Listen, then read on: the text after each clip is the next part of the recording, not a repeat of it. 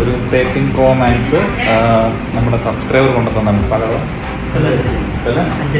കൊല്ലം 5 കൊണ്ടുവന്ന ഡിവൈസാണ്. White screen ആയതാണ്. അന്ന് നമ്മുടെ ബോംബ് കംപ്ലൈൻ്റ് ആണ്.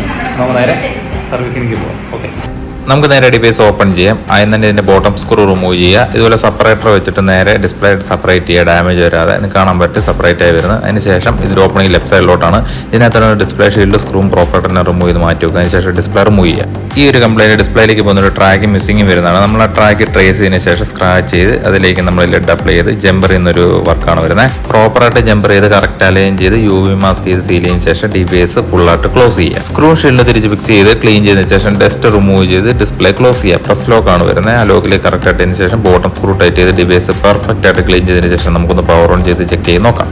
ഡിവൈസ് ഇതേ നോർമൽ കണ്ടീഷനിൽ ഓൺ ആയി വന്നിരിക്കുകയാണ്. ആ ഡിസ്പ്ലേ കംപ്ലൈൻറ്റ് ക്ലിയർ ആയിട്ടുണ്ട്. നമുക്ക് നേരെ ഡിവൈസ് സബ്സ്ക്രൈബർക്ക് കൊടുക്കാം.